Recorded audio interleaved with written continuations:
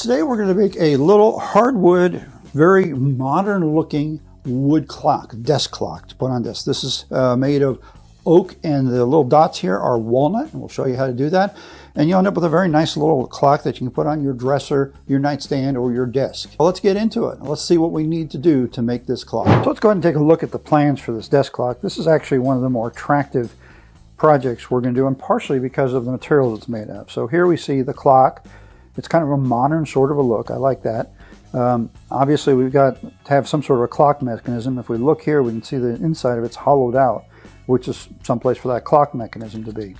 So it consists of only 3 pieces of wood, 3 body parts, 2 that are the same. They call them both body B and a body A, and a clock mechanism. So we're going to have to buy the clock mechanism. Now, one of the things we want to be careful about is getting the right clock mechanism. It would seem like any of them would work, right? But this piece of wood is 3/4 of an inch thick. So we need a clock mechanism that'll work with a 3/4 inch thick piece of wood. Most of them won't. So when you're looking, look carefully. I found one on Amazon. It wasn't a problem, but there were an awful lot of them that were too short. Okay, so you got to make sure that the stem that comes out is thick and long enough to go through 3/4 of an inch of wood. Here's our dimensional drawing. It's really rather simple. We're 4x4. There's a hole in the middle, and they give us a diameter equals asterisk or star. And over here, this tells us that that's according to the clock mechanism. In other words, how big a hole does it need? Because different clocks will need different ones, okay? We see here that we've got 3/4 inch thick layers, which is normal 1x material, which gives us a total depth of 2 1/4. Here's that same dimension. And here, we're seeing the part B, where it's got a cutout, and they're saying 7/8 of an inch all around, but they're also saying place the size according to the clock mechanism. So this is an expected size based on the clock mechanism fitting into a space that's 2 1/4 by 2 1/4. You may have to adjust that size to fit. Finally, we get here to our material list, and we see in the material list that our body is consisted of 3 pieces of 4x4, 3/4 of an inch thick, and it's saying hardwood recommended. So we're going to go with oak. Why? Because oak's easy for me to get. Then we need wood glue and stain, some varnish, and sandpaper. I've decided to go ahead and make this clock out of oak. It calls for hardwood in the plan, and oak is one of the easiest hardwoods for me to get my hands on, so why not make it out of oak? I like oak anyway. These squares that make up the clock are supposed to be 4 inches by 4 inches, so that means I can't use a 1x4, because a 1x4 is 3/4 of an inch by 3.5 inches. So I need to go to a 1x6, which gives me 5.5 inches of width. I need 3 pieces the same, and there's more than one way to go about cutting this. And I just want to show you this little drawing here. One way to do it is cut pieces that are 4 inches long and then cut that edge piece off. That gives me 3 pieces of leftover scrap that are 4 inches by 1 3/8. Well, not much chance I'm going to have to use that for much of anything. The other way I could do it is I cut off my piece at 12 inches long, or actually I would really have to cut it off to 12 1/4, because each of these soft curves are also going to be 1/4 of an inch.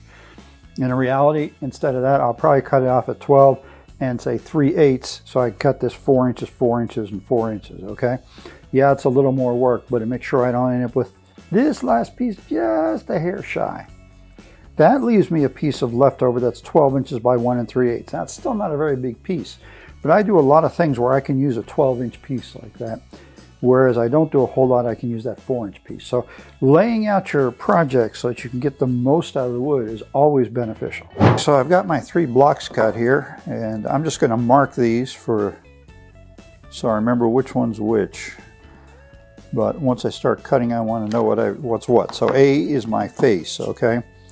So B and C need to be cut so that I have room for my clock mechanism. Now, according to the drawing, we cut 7/8 of an inch in from each side, which works out great.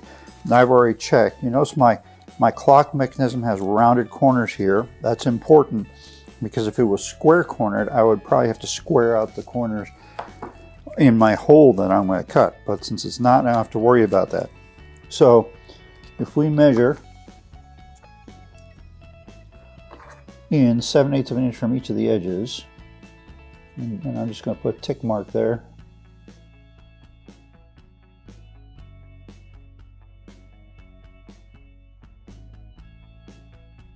to be able to cut this out, there's only two saws that I've got that can cut this out. One is my scroll saw and the other is a jigsaw. Can't do this with a bandsaw, can't do it with a table saw. In either case, I've got to get the blade through there, which means I need a hole. So the typical way to do that is make holes in the corners. Now, my crosshairs here, where my corners are, if I drill there, I'll end up with it outside. So actually what I need is another square inside of this one. And I've decided, somewhat arbitrarily, that I'm going to use a 1/4 inch drill bit to drill these holes. Whenever you're doing a layout like this, you want to be extremely careful because this is going to affect an awful lot. You're never going to get an accurate cut if you don't have an accurate layout. So I don't know how well you can see this, but because the grain kind of hides the wood line, the line a little bit. But there's my inner line. Now I'm going to take my auto center punch and mark each of these crosshairs, and I want to do this very carefully. So I get right on the crosshairs, because this is where I'm going to drill my holes. Now a lot of people will drill these holes without bothering to use a center punch. Center punches are normally used when you're making holes in metal, not when you're doing it in wood. I like using a center punch because that gives me a positive reference point for my drill bit. You can't really see that drill bit hitting that wood a lot of times. So by doing this, I make sure I've got a positive reference point so that my hole ends up being right where I want it to be. I just got a couple pieces of scrap here, but I want to show you a very real problem that can exist for gluing these together. PVA wood glue, that's the common wood glue that we use for making projects, is a very good lubricant. And so when I clamp these pieces together, what's probably going to happen is that they're going to slide, okay? So I've gone ahead and outlined this piece in black just to make it more visible. As you can see right now, it's not visible, okay? Now, here's what happens when I go to put a clamp on it. Okay, the first clamp went pretty good. Here's our second clamp.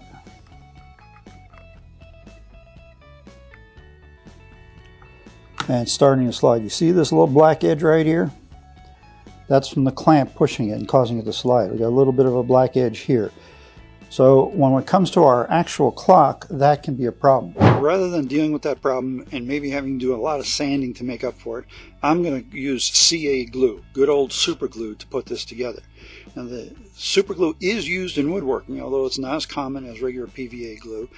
The one thing, it's used in times like this when we need to get a good positive glue and we need to get it quickly. I'm also going to use an accelerator with this, which means that it's going to dry very, very quickly. The risk with using the accelerator is that it's going to be grabbing as soon as it touches. So you got to be very careful with your alignment when you put things together using super glue and an accelerator. That is already bonded, even though it doesn't look like it. Nevertheless, I'm going to go ahead and clamp it and leave it sitting clamped for about an hour. That's so that the glue can fully set. Yes, it's set now, but in reality, it finishes hardening over time. The clock drawing here shows dots for our hours, and that's fine. How do we get those dots? Well, I'm going to be using dowel rods of a contrasting wood. This is oak, so I'm going to use maple dowel rods. You notice we've got two different sizes there. So I need to drill a bunch of holes in here for those dots. So I've already started by drawing an X on my block of wood. This is my face piece to find the center, and I've got my compass set for 1.5 inches. So now I can draw a circle.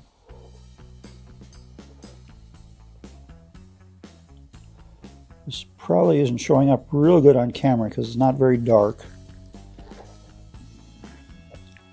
But I've got a circle there. So now I can take a protractor using that circle. Now, we've got 12 hours. There's 360 degrees in our circle. So 360 divided by 12 gives us 30 degrees for each angle. Between 12 and 1 is 30 degrees. Between 1 and 2 is 30 degrees. So that's fairly easy. So we can use our protractor to find where those places are. There's 30 degrees. There's 60 degrees. course, here's 90, right? We already know that. That's the other part of our X. And then, once we've done that, we can draw a line from our center point to each of those tick marks.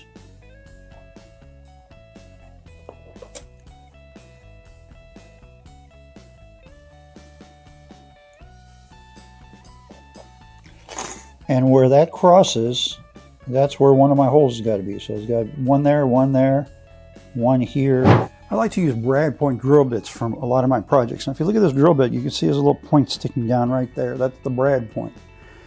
That's different than a normal twist drill, which is cut at an angle of about, I believe it's 135 degrees, okay? What that does for me is a couple of things. First of all, it's very easy to positively locate that, especially if I've already put a indentation in the wood with my auto center punch.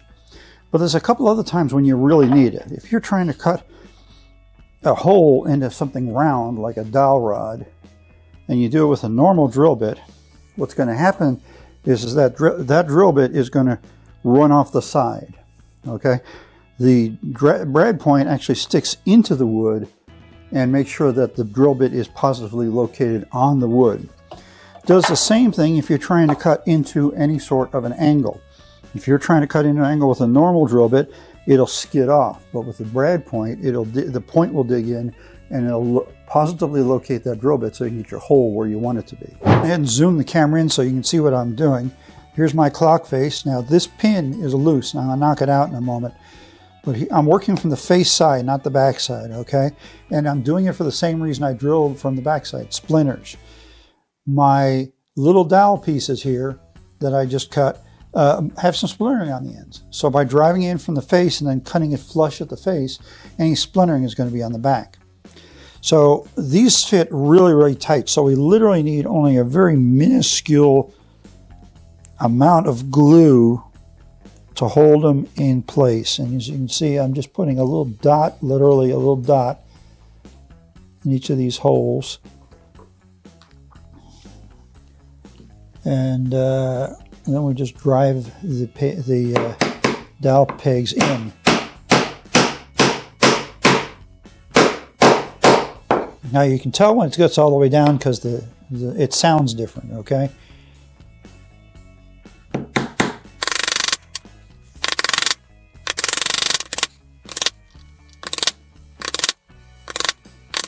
So there's our numbers driven in, but they're sticking up. We don't want them sticking up, we want them flush. So I'm going to use a small flush cut saw to cut my pins off flush with the surface.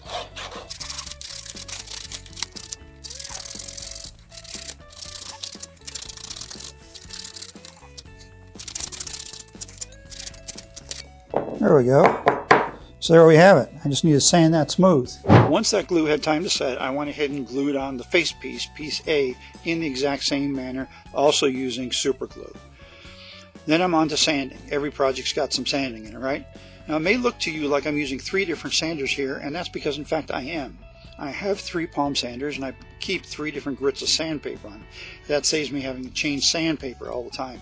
You can sometimes pick up these sanders at garage sales or estate sales for $5 or $10, and that's exactly how I got them. And this way I can keep my sandpaper on there and have my 3 different grits and not have to keep changing things. I use self-adhesive sanding discs, so if I had to keep changing it over and over again, what I'd end up with is an awful lot of sandpaper that's still good in the garbage. Just about done with my little desk clock, and I'm ready to put the clock mechanism in. And I go to check the stem here. Now I told you back when we looked at the plans, I made a big point about making sure that the stem was long enough to reach through. And when I stick this through here, in fact it does reach through. There's just one little problem. The threaded portion here is only 3/4 of an inch long. It's not long enough. Now, I won't say they lied to me, but let's just say their description of the product left a little bit to be desired, okay? It was technically correct, but it isn't providing me what I need. So I've got a couple options open to me. Number one is I can order another mechanism. Don't particularly like that option. The other is I can make the cutout in here deeper. Now that can be a little bit challenging, but it's doable. Normally what we would do is just use a router to cut it deeper, all right?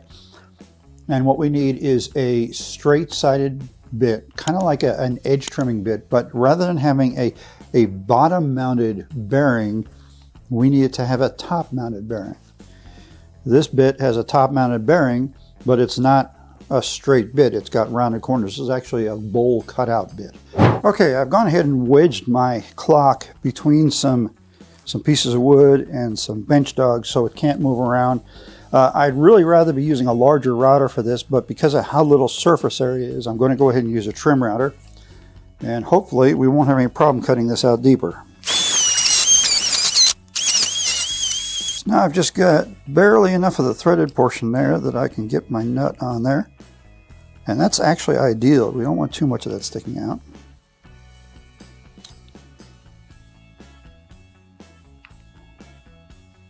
There we go, and all my clock now needs is the hands.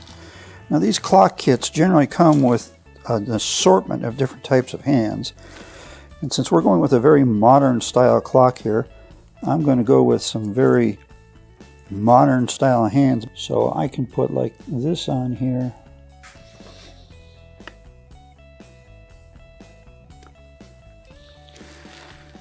And then put this on here as the minute hand, and again I'm going to be cutting this off as well, just a little bit longer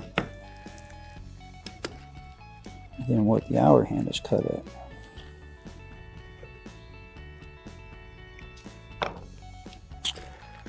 And there we have it. So here's our finished clock with the clock mechanism installed and the hands on. I've gone ahead and varnished it. I've used a matte varnish on it because I thought it fit with the style of it. We've got a very modern look to this. This is going to go ahead and sit on my desk and help me keep track of time. Those little tiny numbers on the bottom of the screen are hard to read. So this was a fun project. It was different because we were using hardwoods. And because we're using hardwoods, it's a little different to work with. But woodworking is woodworking, regardless of the type of wood you're using. So why don't you go ahead and try and make your own, have some fun with it, and enjoy. See you next time.